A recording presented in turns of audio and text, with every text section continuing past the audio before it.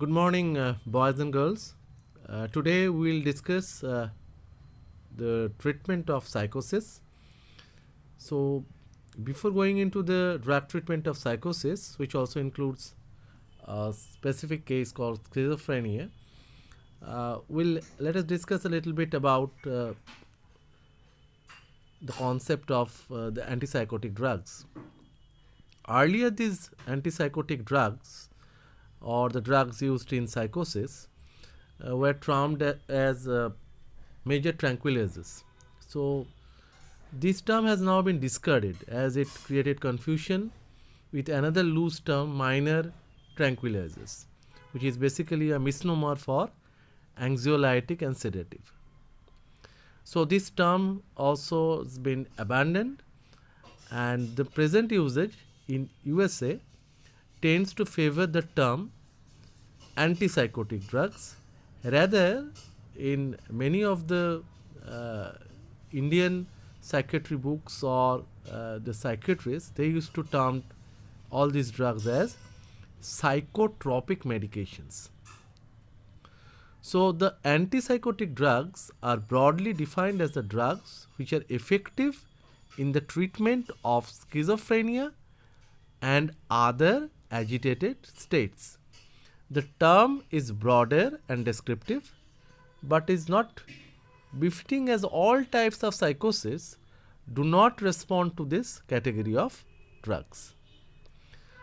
The term neuroleptics incorporates those drugs which produce both antipsychotic and extra pyramidal symptoms at the same dose level. So you may get a question on neuroleptics. A neuroleptic means the drugs which will produce both antipsychotic and extrapyramidal symptoms at the same dose level.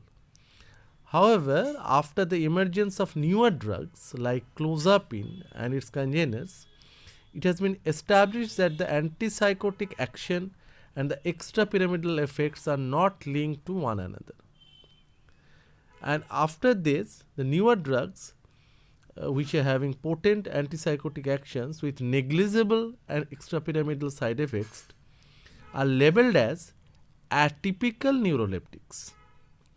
So again, to call them, you can call them antipsychotic, you can call them psychotropic, you can call them neuroleptic, or even sometimes loosely you can call them antischizophrenics. But it has too limiting, as other type of psychosis may also respond to these drugs. So, what is psychosis? Psychosis is a thought disorder characterized by disturbances of reality and perception, and it impaired cognitive function and inappropriate or diminished affect or mood. We used to call that in case of psychotic disorder, your insight is lost, which actually remains absolutely okay in case of any kind of mood disorder or depression like disorders. So, loss of insight is one of the characteristic feature of any kind of psychosis.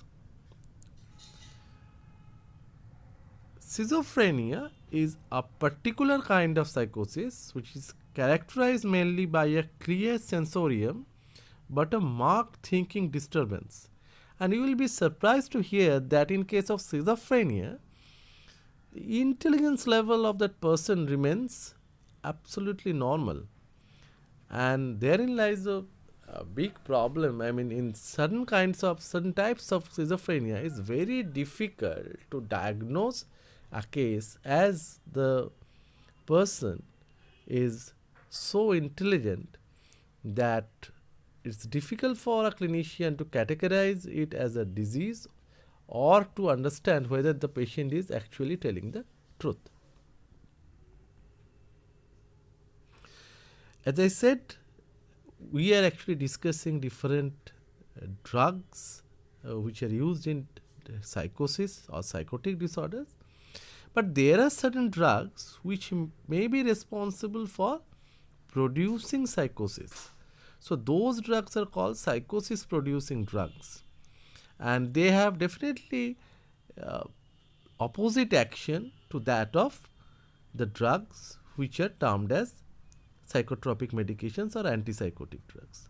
So these drugs which are being mentioned below, levodopa, which is basically a inactive form of dopamine, uh, the CNS stimulants like cocaine, amphetamine, and those which are basically stimulating central nervous system, and the drug like phencyclidine, apomorphine, they may be responsible in certain times to produce psychosis. But these are basically drug induced psychosis.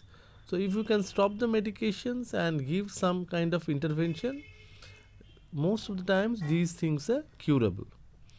But many of the psychotic problems like schizophrenia probably have no solutions and require drug treatment or therapy for lifetime. In case of schizophrenia, which is a particular type of psychotic disorder, pathogenesis is usually unknown. It was occurred in the late teens, early 20s. Genetic predisposition in the family and incidence is quite common, and we are actually seeing in twins, both of them are probably, if one is having schizophrenia, the other one is also having that. The multiple genes are involved. It uh, affects 1% of the population worldwide, and it may or may not be present with anatomical changes. So, in case of schizophrenia, if you are going for CT scan, brain scan, it's very difficult, or even a MRI, you may not see any significant changes in the brain, which actually seen in case of Alzheimer's disease or in case of brain atrophy in elderly people, in case of dementia, obviously in case of different types of stroke. But here it's very difficult sometimes to get any kind of changes. So from there, just by seeing the or following the evidence-based medicine or getting the information from diagnosis is very difficult. Diagnostic procedure is very difficult to pinpoint a case of schizophrenia. Mostly it has been done clinically. It's a thought disorder. The disorder is characterized by a divergement from reality in the mind of the person. As I said, it's a psychosis. It is characterized mostly by visual and auditory hallucinations, delusions, intense suspicions, feeling of persecution, or sometimes control by external forces, which is called paranoia, or delusion of persecution, depersonalization, loss of insight, which is the most important thing, and there is attachment of excessive personal significance to daily events, which called ideas of reference. But there are many great people which are probably having these kind of disease, and with that probably they were not being able to live absolutely normal life like the other people, but they were extremely creative. And like I can give one example of a painter, Van Gogh, who was having schizophrenia. So and many of you probably know his one of his greatest painting, Sunflower. So he was one of a example of a schizophrenic person, and at that time the drugs obviously were not available like right now. And there is another person, Dr. Nash, who was there's a film called Beautiful Mind on the schizophrenic person who got Nobel Prize and in economics. So It's not that the intelligence is lost. So even with schizophrenia, you can carry on with your normal work, normal job, if the patient is taking medications on a regular basis. It has usually two kinds of symptoms, the positive and the negative. The positive symptoms are characterized by delusions, often paranoid in nature, illusions, auditory hallucinations, thought disorders with irrational conclusions, garbled sentences, and stereotyped or at times aggressive behavior. So these are all positive symptoms, whereas the negative symptoms include introvert behavior, poor socialization, emotional blunting, lack of motivation, cognitive deficits, lack of attention, loss of memory, and these symptoms are usually progressive and unfortunately non-responsive to medication. So that is one problem of the negative symptoms of schizophrenia. But as I said, there are some new drugs like clozapine which are given to take control of the situation and to combat those negative symptoms of schizophrenia.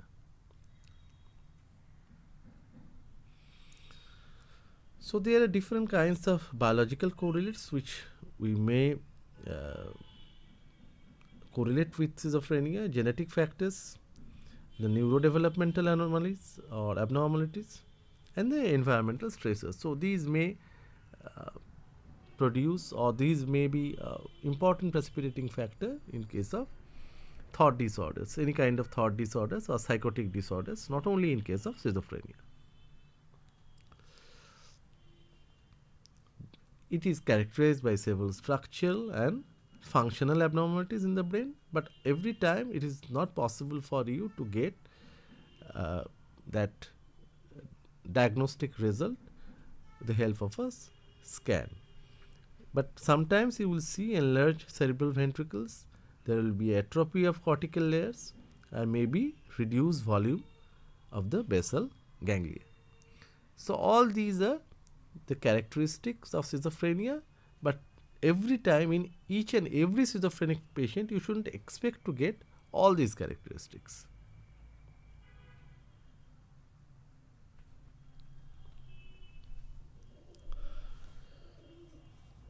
So there are different theories of schizophrenia. One such theory or hypothesis is called dopamine hypothesis. But before that, I would like to tell you a little bit about genetic predisposition, which is commonly seen in case of schizophrenia. Pathogenesis is usually unknown, and in first degree relatives, in case of twins, monozygotic twins, the probability of the other being affected is almost 50%. In first degree relatives, it is around 10%. And despite evidence for genetic linkage, the result of molecular genetic studies in schizophrenia are inconclusive. So recently, at least one gene which encodes for neuregulin 1 or neuregulin I has been reported to be associated with schizophrenia. And the work has been going on in different developed countries as well as in India on this matter. Whereas the dopamine theory, which is probably the most important hypothesis in case of schizophrenia, says that many lines of evidence point to be aberrant increased activity of dopaminergic system as being critical in the symptomatology of schizophrenia. And it has been said that there is a greater occupancy of D2 receptors by dopamine, and which is basically greater than the greater dopaminergic stimulation. So circumstantial evidence presented are basically suggest that an excessive dopaminergic activity is responsible for this disorder, and this can be seen with PET, that means positron emission tomography scan, has shown its increased dopamine receptor density in both the treated as well as untreated schizophrenics compared to normal scans of non-schizophrenic persons. Postmortem studies of the brains of schizophrenia or schizophrenics also reveal the presence of increased dopaminergic receptor densities.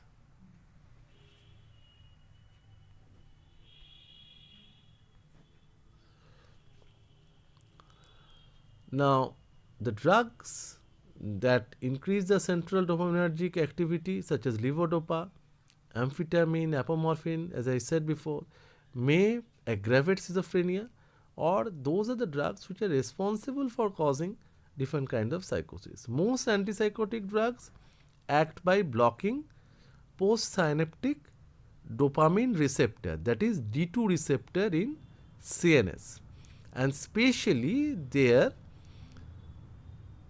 involving mesolimbic frontal system. We'll come to these different types of system later. And the levels of homovanillic acid HVA, a metabolite of DA, that means dopamine, in the CSF, plasma and urine increase during early phases of therapy, but decline after prolonged use of classical antipsychotic drug or psychotropic medications are also seen, and taken together, the presented evidence strongly favors the hypothesis that dopamine abnormality is the basis for most of the manifestations of schizophrenia in patients without structural brain changes. However, in abnormal dopamine neurotransmitter function, which were totally responsible for the pathogenesis of schizophrenia, antipsychotic drugs could have provided absolute cure for schizophrenia rather than being partially effective for most or ineffective in some of the cases. The recent cloning and characterization of different dopamine receptors may permit more widespread acceptance of this hypothesis. If some selective D3 or D4 antagonists were available for trials, but these are not yet available.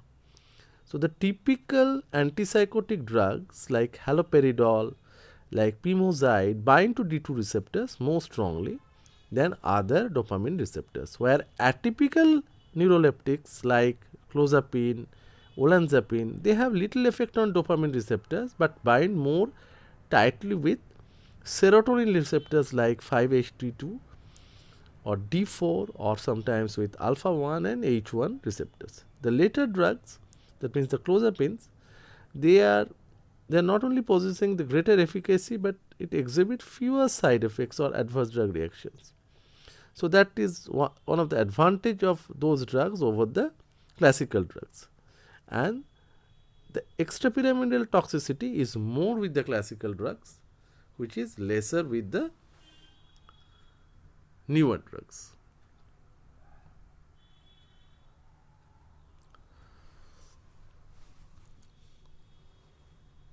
So, now the areas which are associated with mood and thought processes are frontal cortex, amygdala, hippocampus, nucleus accumbens and limbic cortex. So, all these things are actually playing their role in modulating these mood and thought process of a person.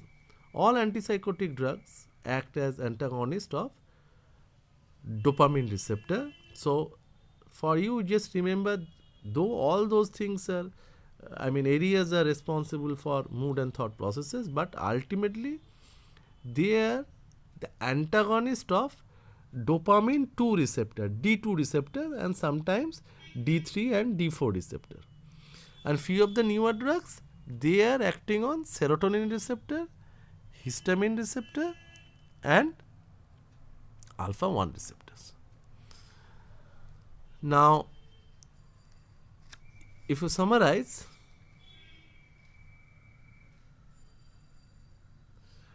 then we will ultimately come to few of the important dopaminergic projections or pathways in the brain. the one which is called the nigrostriatal pathway. This the spelling was not properly written. It is a striatal, STRIATL, nigrostriatal pathway, which projects from substantia nigra to caudate nucleus and putamen, and this controls voluntary movements via extrapyramidal system. And next comes the fourth one, that is the tuberofundibular pathway. This connects the arcuate nuclei and periventricular neurons to hypothalamus and posterior pituitary, and it controls prolactin release and other endocrinal consequences. The other two dopaminergic pathways are not defined in that fashion, but one of them is the mesolimbic, mesocortical, mesofrontal pathway, which projects substantia nigra to limbic system and controls behavior. And this part, this mesocortical, mesofrontal, mesolimbic path, is basically, that means 2 and 3. These are probably overactive in case of schizophrenia. Other one which is not mentioned over here are medullary periventricular pathway, which projects from motor nucleus of vagus and may be involved in eating behavior. And lastly, the incerto-hypothalamic pathways, which connects medial zone incerta to hypothalamus and amygdala. It seems to control compilatory behavior in some animal species. So these are in brief about different pathways of dopamine system, and out of this, for you, the most important parts are mesolimbic, mesocortical, nigrostriatal pathway, and obviously you have to give a little bit of stress also on tuberoinfundibular pathway. But mesolimbic, mesocortical, mesofrontal pathway, which projects from substantia nigra to limbic system and controls behavior, as I said, it's being overactive in schizophrenia.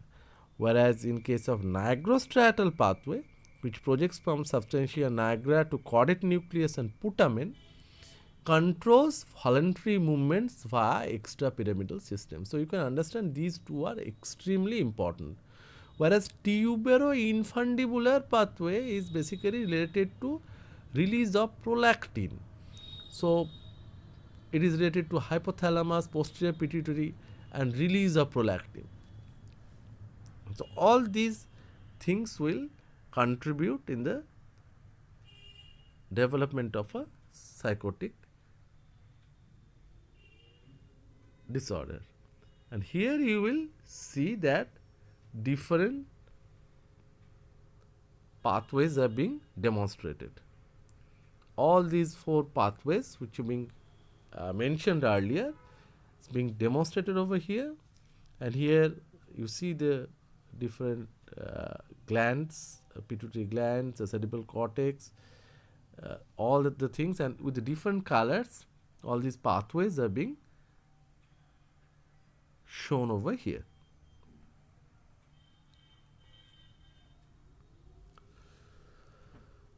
So let us come back to our basic knowledge of autonomic nervous system and development of dopamine, which is happening, which is being taught while teaching adrenergic nervous system. So we know that the tyrosine, either it's a phenylalanine from where the tyrosine is synthesized, and then the tyrosine hydroxylase from where we'll get the dopa, the dihydroxy phenylalanine, and from there you will get a dopamine, and dopamine is stored inside the vesicle. Sometimes it is converted to norepinephrine or noradrenaline, and from there ultimately it is converted to adrenaline. So this is the pathway, this is the way dopamine is synthesized. as these disorders, psychotic disorders, are primarily related to dopamine, though the other neurotransmitters like serotonin, like histamine, are also playing a little bit of, or rather, key roles in the development of schizophrenia. In other words, you can say that the lot of research or lot of knowledge related to schizophrenia is still unknown.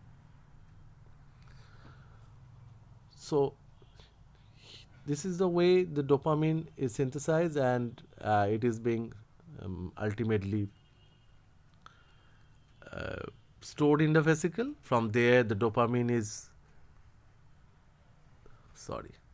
so from there the dopamine is released, and this dopamine is binding with its receptor. It's probably D2 receptor. So more the dopamine is synthesized, more it will bind with the D2 receptor, more it will precipitate the symptoms of schizophrenia. Whereas the drugs, which are the classical drugs, mostly affecting the positive symptom, are the ones given in case of acute psychotic disorders are mostly acting by blocking this binding of this dopamine with D2 receptors. So that is their primary function. And obviously, if they are doing so, one thing is quite understandable, that these drugs will decrease the relative concentration of dopamine, and hence, as the receptors are blocked, obviously the dopamine concentration is going to be decreased relatively, and that's ultimately lead to a problem called Parkinsonism. So, those classical psychotropic medications or antipsychotic medications may be responsible for the adverse drug reactions like Parkinson's disease or drug induced Parkinsonism. So, these are the drugs which are helpful in the treatment of schizophrenia, may cause these kind of drug induced Parkinsonism like effect. The dopaminergic system, it has different dopamine receptors. These are at least 5 subtypes of receptors, D1 to D5, mostly involved in postsynaptic inhibition. And you just have to remember D2. If you try to remember as a group, then clump it as D2, D3 and D4. These are involved in both pre and postsynaptic inhibition. D2 is the predominant subtype, and this one is basically regulating the mood, emotional stability in the limbic system, the movement control in the basal ganglia. So these are two families. The first one in the right hand side is the D2 receptor family, and in the left hand side it is the D1 receptor family.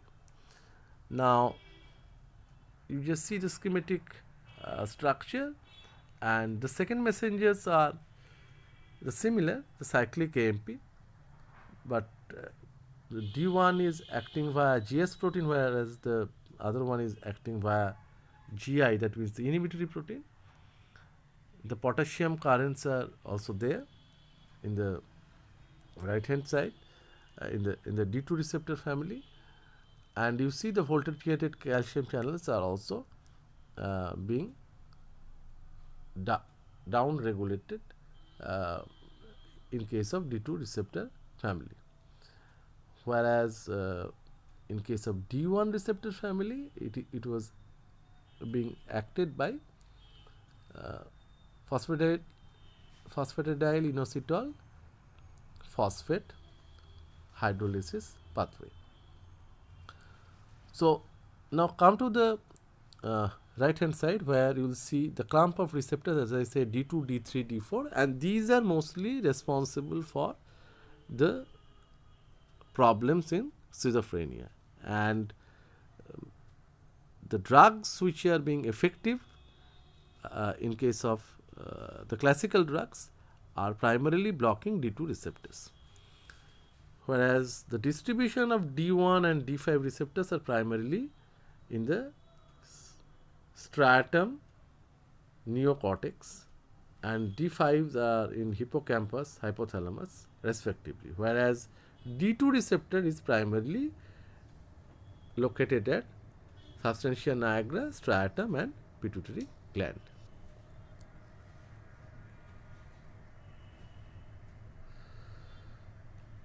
So this is basically the second messenger pathway after binding with the dopamine receptor, how the G protein and the cyclic AMP mediated pathway is being active, being shown in this figure. So these are the receptors, and this is the way, as I said, the dopamine is released and the dopamine is binding with its receptor, and rest of the dopamine is going back to the system just like norepinephrine, and this is called the dopamine reuptake system, which is present in case of most of the adrenergic preparations which are produced endogenously, that means inside your body, and which is produced via physiological mechanism. If it is given from outside, from external sources, exogenously, probably the reuptake system is not that effective.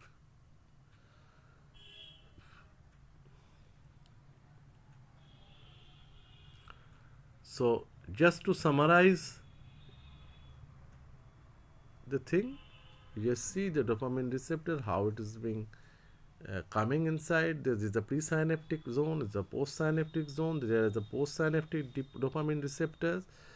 This dopamine is being synthesized over there. The same mechanism as it's a monoamine oxidase is acting on that.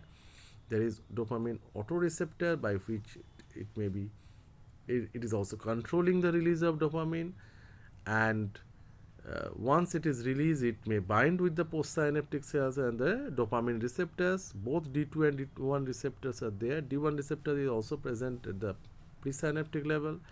Now, once it is binding with the D2 receptor or D2 receptor family like D2, D3, D4, we can see the action of dopamine, and this action is aggravated or potentiated in a disease like schizophrenia or any kind of thought disorders or psychotic disorders. So this part should be blocked by the classical antipsychotic or psychotropic medications.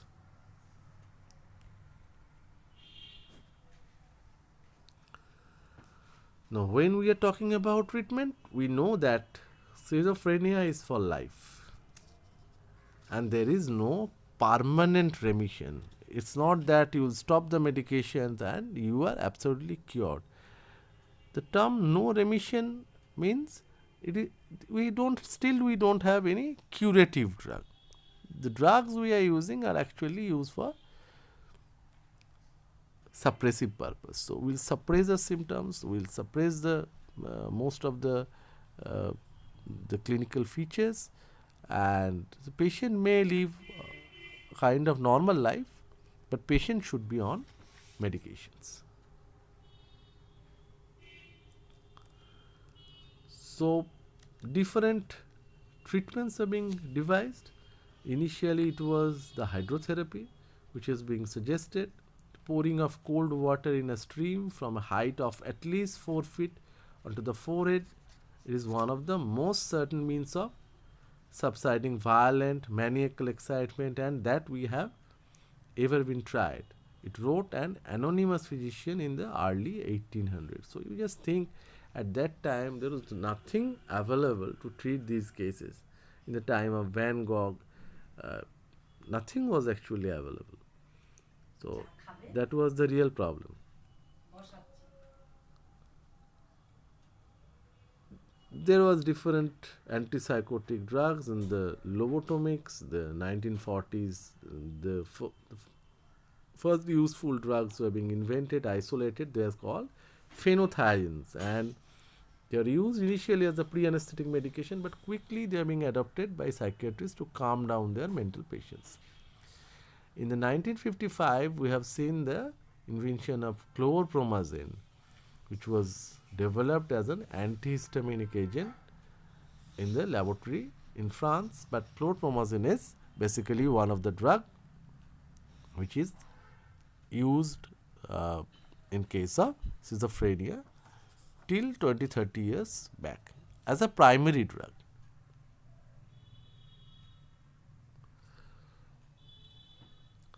So, the treatments of the antipsychotics or the neuroleptics, the classical ones, are the drugs are currently used to prevent psychosis. They have also been termed neuroleptics as they suppress motor activity and emotional quotient of the patient. The schizophrenics must be treated with medications indefinitely in as much as the disease in lifelong, and it is preferable to prevent the psychotic episodes than to treat them.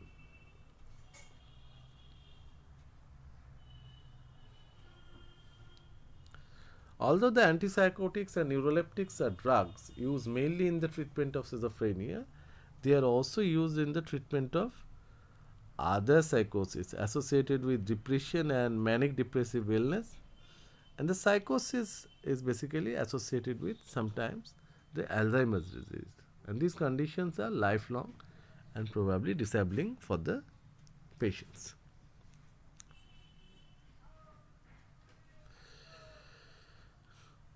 Why these antipsychotics or psychotropic or the neuroleptic drugs are probably failing? One of the major reasons is non-compliance, and probably many of the patients are not getting family support. So, these two things are extremely important while treating a case of schizophrenia or any kind of psychotic disorders.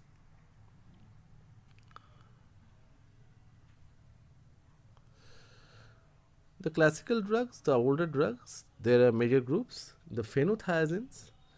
The phenothiazines definitely have more activity on the D2 receptor as well as some activity on the alpha 1, and these activities are more than its action on the serotonergic receptors.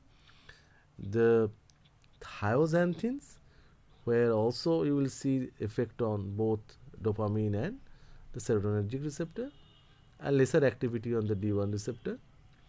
The butyrophenones, one of the classical example is haloperidol. Here you see the most of the activities on the D2 receptor or the predominant activity, and hence haloperidol is probably used in case of acute psychosis. So, that is the reason why it is being used in case of acute psychosis, as its activity on D2 receptor is probably the most among all these classical groups. The old antipsychotics, the neuroleptics, are basically D2 or dopamine receptor antagonists, though they have evidences that they can antagonize serotonergic receptor, norepinephrine receptor, histamine receptor, as well as acetylcholine. That means the different kinds of muscarinic receptors.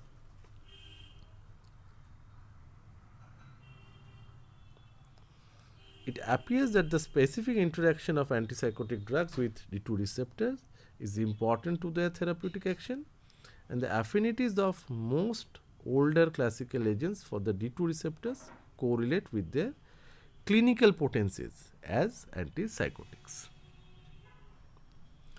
Now, here you see the correlation and between the therapeutic potency and affinity for binding D2 receptors. So, the haloperidol is probably having the one of the most potent drug, and among those drugs used in clinical practice, followed by thiothiazine group, and then the chlorpromazine group. In antipsychotic treatment, both D1 and D2 receptors are found in high concentrations in the striatum and also in the nucleus accumbens. Clozapine has a higher affinity for D4 receptor rather than D2, because clozapine is not the classical one, is an atypical neuroleptic or atypical antipsychotic drug, which is primarily effective in case of resistant cases of schizophrenia or in case of intractable schizophrenia. Recently, it has been found that most antipsychotic drugs may bind with the D3 receptor, which is basically clumping with D2 and D4 receptor, and hence they are non-selective. Now the antipsychotics and neuroleptics, as we all know that these drugs have their favorable action, hence they are also having adverse drug reactions. So antipsychotics may produce catalepsy, which will reduce motor activity, and this is happening due to blockage of dopamine receptors in basal ganglia. Antipsychotics will reverse hyperkinetic behavior, and this is happening due to blockage of dopamine receptors in the limbic region. Antipsychotics may prevent dopamine inhibition or prolactin release from pituitary, and the blockage of dopamine receptor in the pituitary region is responsible for this action, and this may lead to hyperprolactinemia.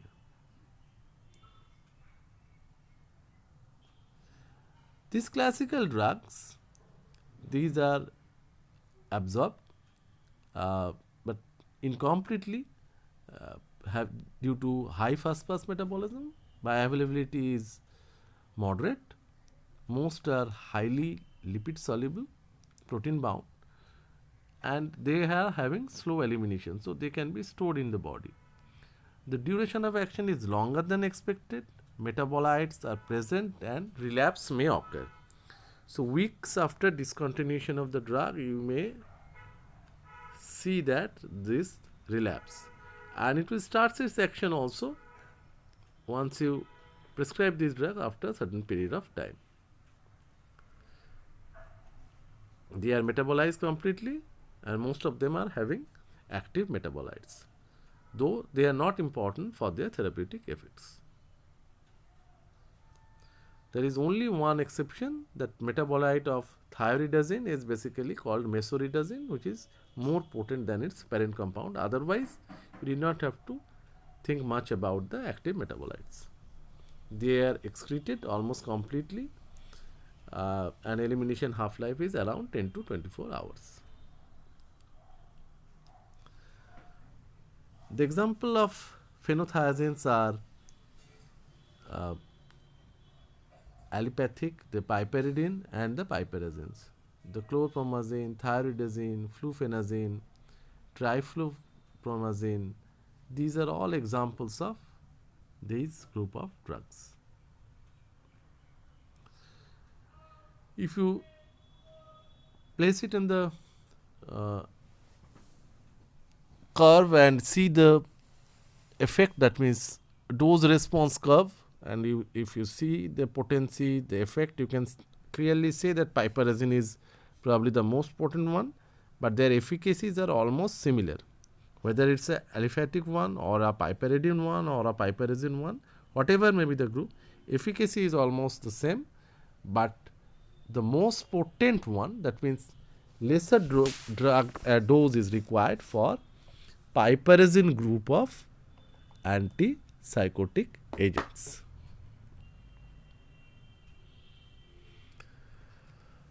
Thioxanthines are closely related to phenothiazines.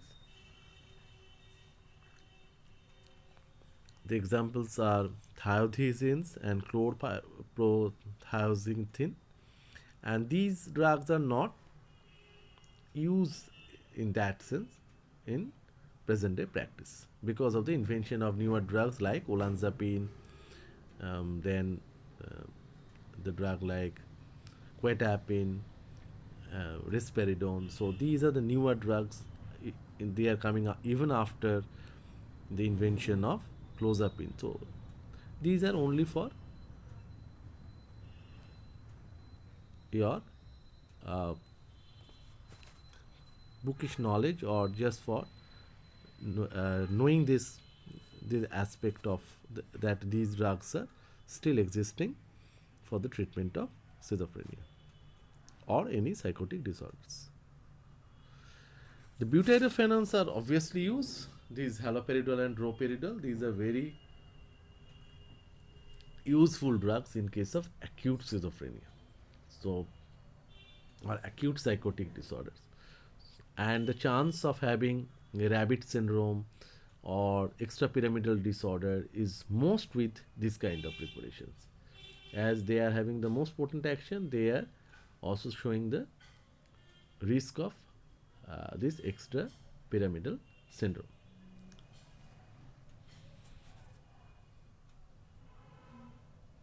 And once you compare these drugs, you see the most potent one is the butyrofenons. Though the efficacy is similar in case of butyrofenons, phenothiazines, and thiazanthines, but lesser dose required means the chance of toxicity may be lesser in comparison to the other ones. Newer drugs, they are having affinity for serotonin and alpha receptors and also D1 receptor. Norepinephrine, GABA, glycine, glutamate, they also have been implicated in schizophrenia. So basically it's a complex mechanism. To keep it simple, we always concentrate on dopamine, D2 receptor. D2 receptor blockers are the classical ones, showing mostly the extrapyramidal syndrome, and the newer ones, which are primarily on the serotonergic receptor, 5-HT22, and little bit of alpha 1 and H1 action. The drugs like clozapine, olanzapine, risperidone, these are the common examples, and these drugs are showing effect primarily on the negative schizophrenic patients or negative patients with negative symptoms, and in case of resistant patients, and those are having lesser side effects, lesser adverse drug reactions, since we are using it in the clinical practice. The acute effects of antipsychotics do not explain why their therapeutic effects are not evident until 4 to 8 weeks of treatment. The blockage of D2 receptor will give you the short-term compensatory effects like probably firing rate and activity of nigrostriatal and mesolimbic neurons, and dopamine synthesis probably more, and metabolism is probably going to be more. But it's very difficult to explain that why are we not getting the effect of antipsychotics at the very early stage.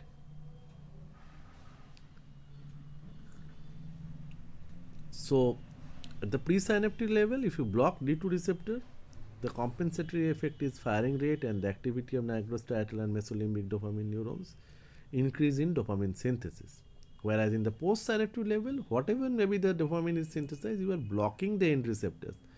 So depolarization is blockage, inactivation of nigrostriatal and mesolimbic dopamine neurons, but sometimes it may lead to receptor supersensitivity, and which may be responsible for not getting the adequate effect of the classical antipsychotic or neuroleptic drug. So these are the list of newer neuroleptic drugs: pimozide, molindone, loxapine, clozapine, olanzapine, quetiapine, risperidone. So out of these, mostly in the clinical practice, we are using the drugs like clozapine, we are using the drugs like olanzapine, quetiapine, and risperidone. Mostly we are using these four. Beside this, there is one drug called aripiprazole, which is not mentioned here. That is also a newer agent and is reported to have a novel mechanism of action. It does not block this dopamine receptor. It's a partial agonist of D2 as well as 5-HT1A, while as it will antagonize 5-HT2A receptor. It is vaguely referred to as DA5-HT stabilizer in CNS. So that drug is aripiprazole, and it is not yet clear whether it stabilizes the high affinity form or the low affinity form of dopamine receptor. The risk of this extrapyramidal syndrome, such as acute dystonic reactions, tardive dyskinesia, are very low, and in some trials equal to placebo. However, it may be associated with one syndrome called neuroleptic malignant syndrome. We'll come to it later. So these are the comparative studies between the drugs, where you will see the potency, toxicity in terms of sedation, hypotension, and you will see in case of haloperidol, it's highly potent, toxicity is going to be higher, sedative effect is also higher. So that should be used in acute psychotic stage, this drug haloperidol. Whereas you see olanzapine, the last from the second one from the last, and here you see the potency is high, but its toxicity is low, and it is available in the oral form. So even in acute cases or post psychosis, we are using olanzapine nowadays.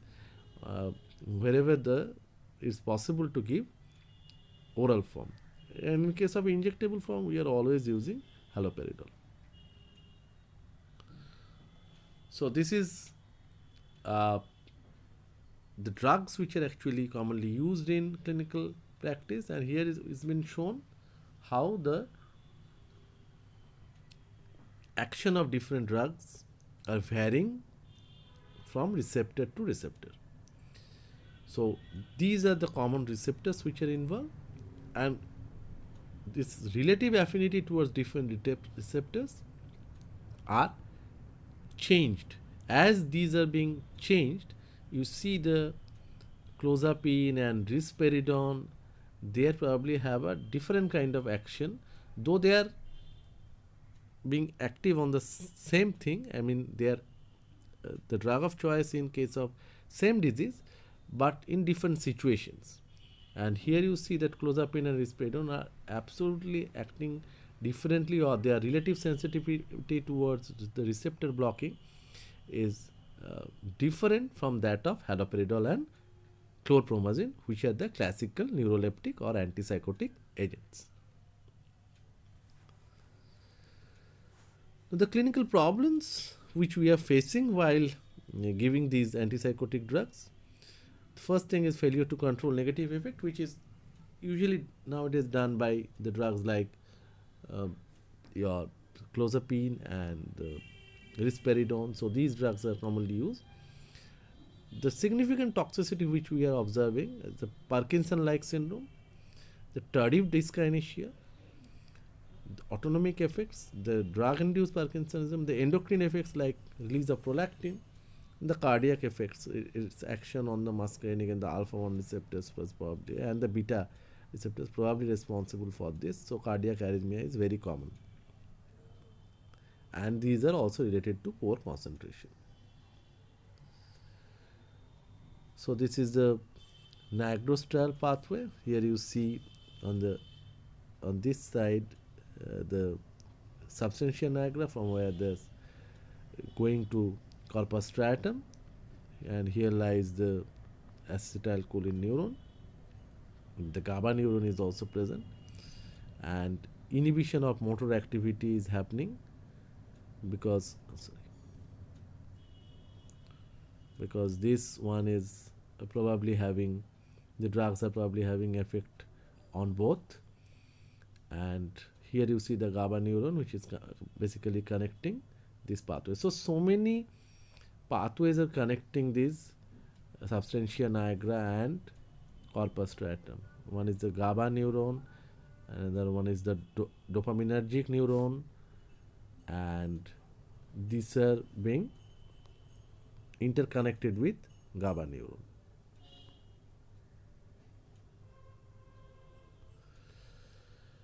Many of them are showing the muscarinic side effects like the dry mouth, blood visions, urinary retention, constipation. Obviously, these are the problem of muscarinic receptor blockage. So those are having action on, these drugs are having action on the muscarinic receptors, especially the drugs like olanzapine and clozapine.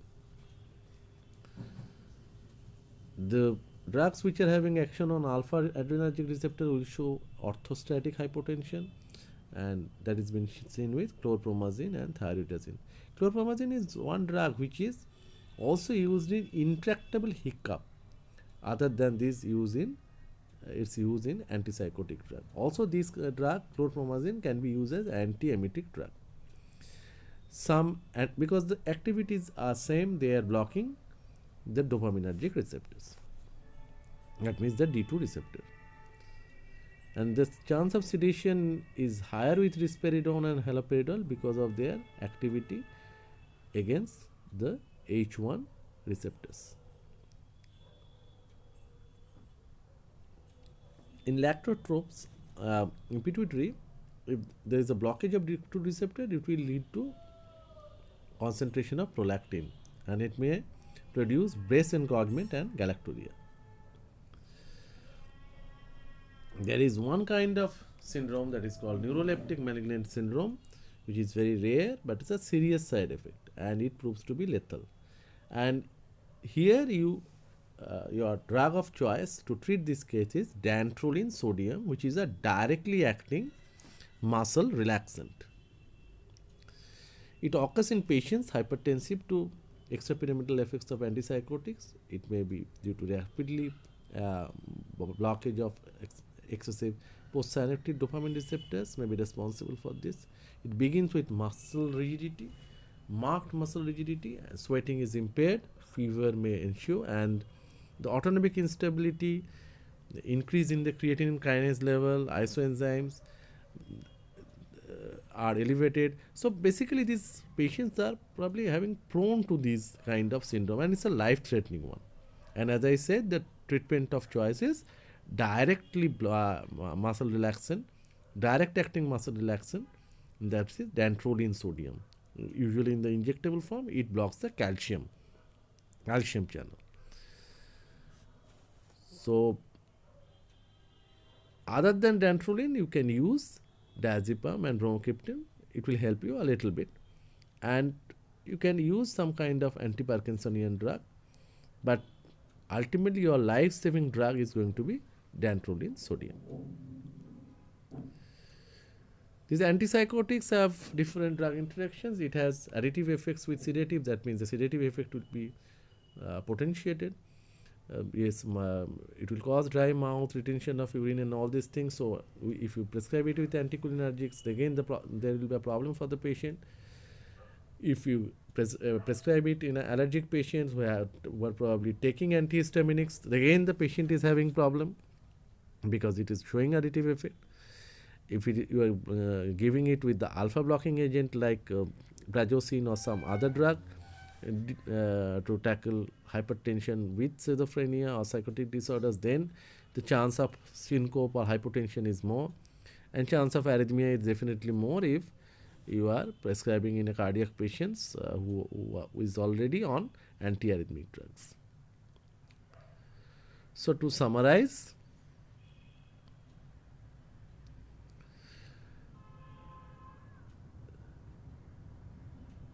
you just look at this. These are the different drugs, the propylamine, the piperidine, and the piperazine. Out of these, you take one example for this, and their effect. Chlorpromazine is very sedative, moderate, anticholinergic, and having extrapyramidal effect.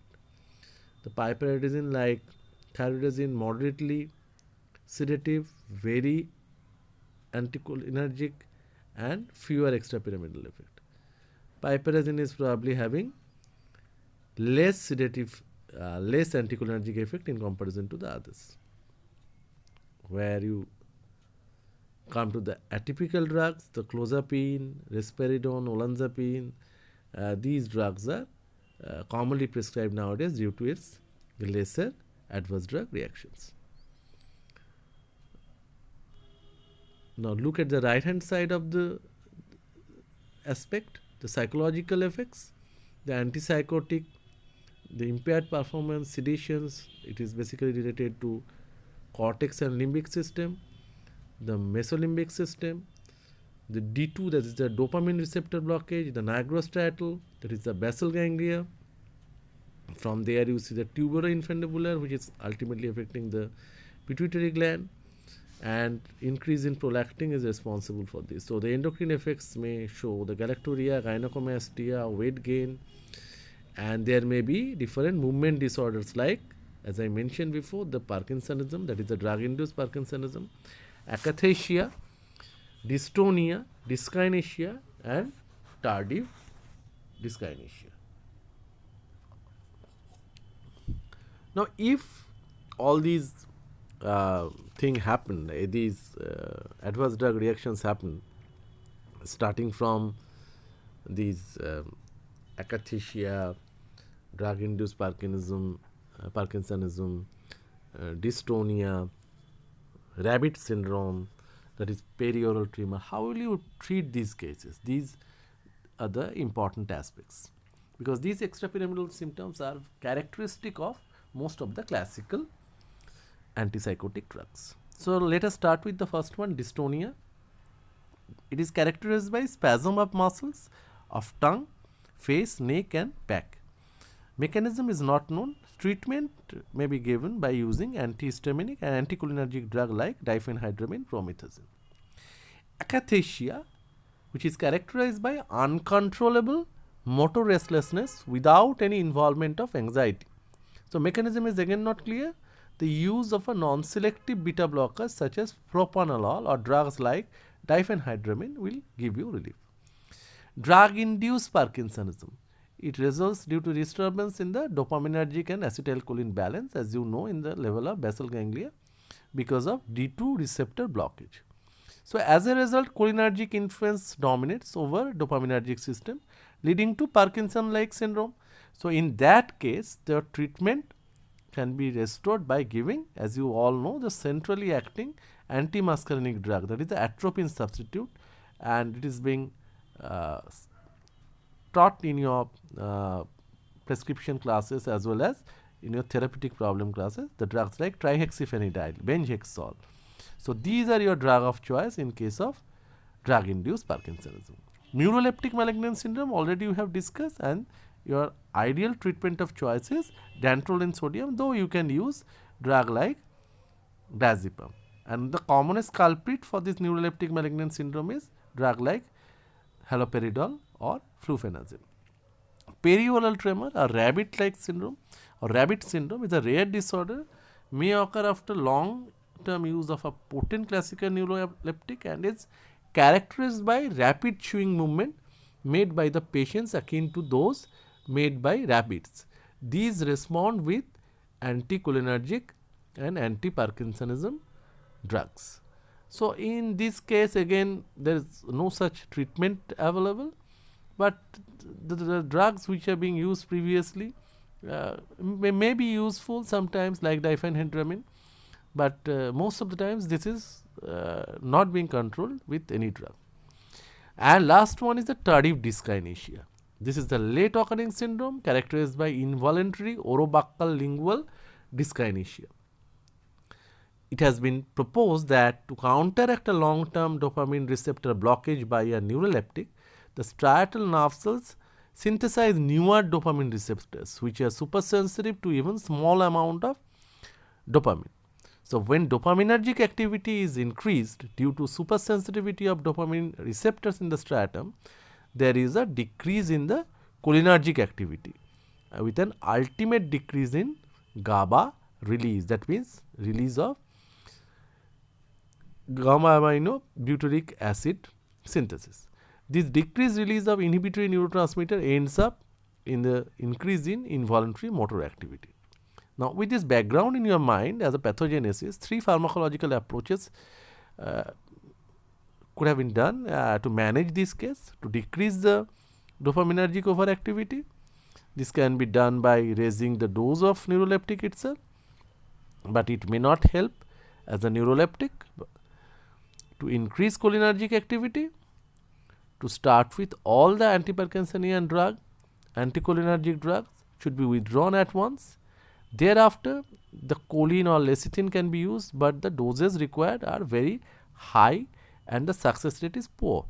To increase the GABA activity along with neuroleptic holidays, it is now logically accepted that for the management of tardive dyskinesia, the initial step should be to withdraw the neuroleptic as well as anti-Parkinsonian anticholinergic drug if being used along with neuroleptic. So withdraw the drugs. These two steps called neuroleptic holidays. These are sufficient enough to bring the improvement within 15 days. If they do not, then you may add diazepam and enhance GABAergic activity. The substitution of an atypical neuroleptic such as clozapine or olanzapine might have been another option. But you never know that whether these measures will ultimately be able to tackle a case of tardive dyskinesia or not. So, thank you so much for your patient hearing, and this is probably the last lecture for this year, and wish you all the best for your examination. Thank you once again.